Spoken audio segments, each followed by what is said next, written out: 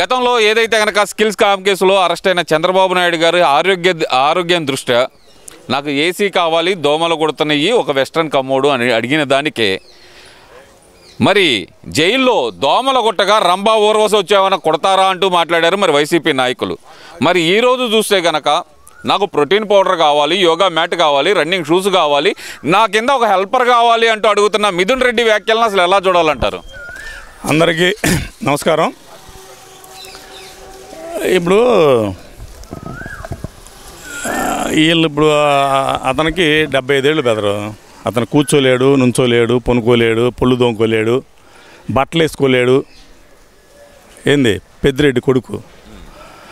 మరి అసలు పాపం వాడు దొంగతనం చేశాడు. ఏం దొంగతనం చేశాడు? ఈ రాష్ట్రంలో దొంగ మద్యం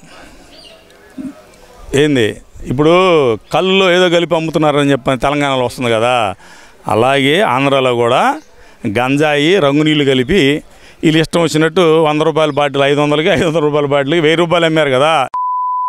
ఈ జగన్మోహన్ రెడ్డి అనేవాడు ఎడవా ప్రజల ప్రాణాలతో ఆడుకొని 1,00,000 మంది ప్రజల ప్రాణాలని అబ్బనంగా తీసేసి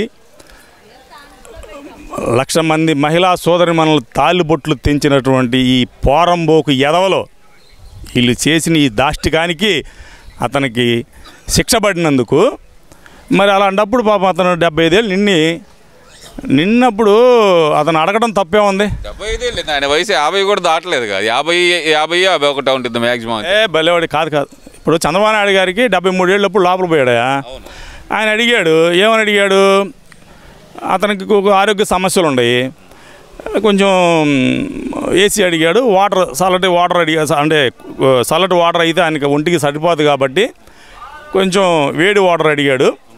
ఇంటి నుంచి భోజనం తెమ్మని తెచ్చుకోవడానికి పర్మిషన్ అడిగితే మరి ఆ రోజు ఇవ్వలేదు కదా, వీళ్ళు ఒప్పుకోలేదు కదా, ప్రభుత్వం ఒప్పుకోలేదు. అసలుకి లా అండ్ ఆర్డర్ని బ్రేక్ చేసి ఒక ఏదైతే అతనికి ఇవ్వాలి అని చెప్పని ఇతనికి కంపల్సరీగా చంద్రబాబు నాయుడు గారికి ఆయనకి బాగుండలేదని చెప్పని ఇచ్చిన సర్టిఫికేట్ని కూడా ఇది రాంగు, ఇది కాదని చెప్పని చెప్పించిన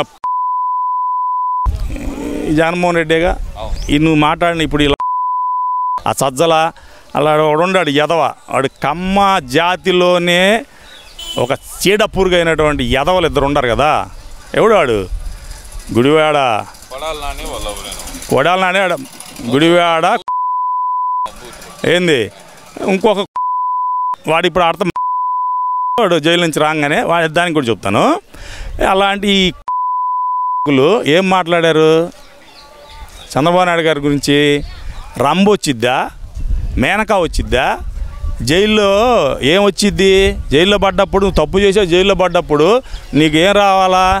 అట్నే అందరితో పాటు నువ్వేనాయా, ఖైదీలతో పాటు నువ్వేదో ముఖ్యమంత్రి చేసినంత మాత్రం నీకు మేము ఇవ్వాలా అని చెప్పని పోరంబోకు మాటలు మాట్లాడింది ఈ ఎదవలే కదా. వాళ్ళ చేత మాట్లాడిచ్చిన ఎదవేవుడు ఆ రోజు ఉన్న ముఖ్యమంత్రియే కదా. వీళ్ళందరికీ వెనక ఆజ్యుడేవుడు సకల శాఖ మంత్రి అనే పెట్టుకొని ఊరేగి ఆ పార్టీని భూస్థాపితం చేసినటువంటి సజ్జల అతనే కదా. మరి ఈ పెద్దిరెడ్డి ఏమైనా తక్కువడా? పెద్దిరెడ్డి అనేవాడు ఎస్సీల కుర్రోడు, వాళ్ళ పార్టీ అతనే. అరే బాబు మందు దాగిన బిరులో అరే నాయన చంద్రబాబు నాయుడు గారి టైంలో 60 రూపాయలకు వచ్చే క్వార్టర్ 250 రూపాయలకు అమ్ముతుంటే మేము ఏం చేయాలరా, మీరు మనుషులేరా అని చెప్పి అడిగినందుకు అతన్ని తీసుకెళ్ళి అన్యాయంగా చంపేసి ఉరియేసిన ఎదవలు కదా వీళ్ళు. అది తగలదా వాళ్ళ కుటుంబానికి? పోయిద్దా? ఆ పాపం తగలదా?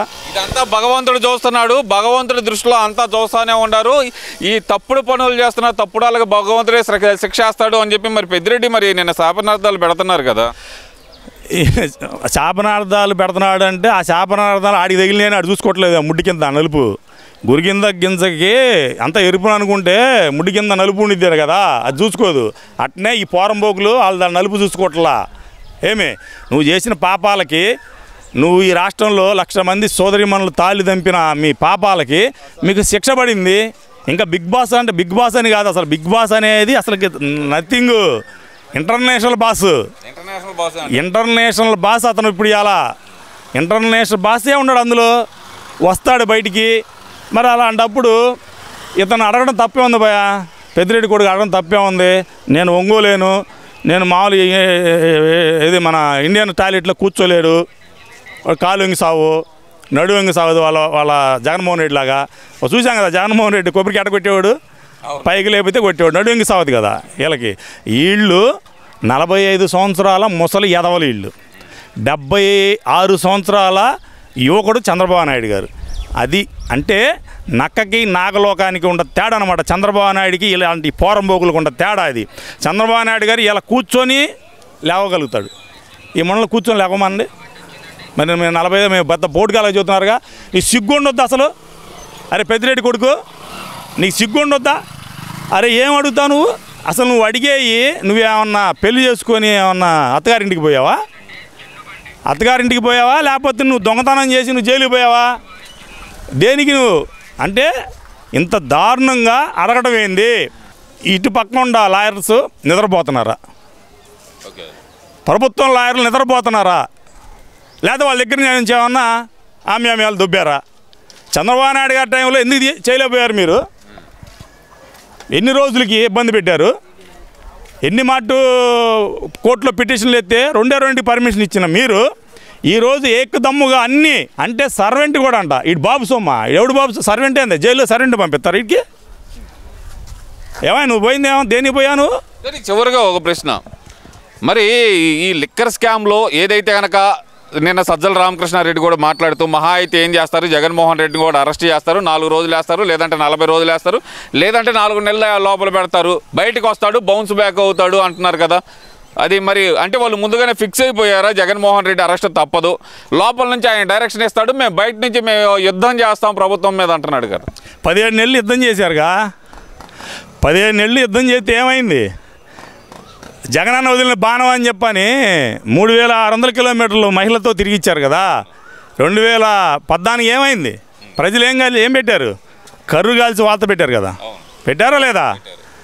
నేను అయ్యో మా నాన్న చంపేశారు ఏంది, మా నాన్నకి ఒకటే కొడుకుని, నేను చిన్నపిల్లగాడిని, నేను నోట్లో పాలు తాగుతున్నాను, ఏలే పెట్టినా ఒక సీకలేను అని చెప్పని ఈ మాటలు బోకు మాటలన్నీ మాట్లాడినటువంటి జగన్మోహన్ రెడ్డి అని బ్యాచ్ 2014 ఏమైంది? 2029 కూడా ఇదే ఇది. జైల్లో 40 రోజులు కాకపోతే 40 నెలలు ఉండు, 40 నెలలు కాకపోతే 40 సంవత్సరాలు ఉంటారా నాయన? నువ్వు తప్పు చేసావా లేదా? అది కోర్టులు చూసుకుంటే మాకు అనవసరం.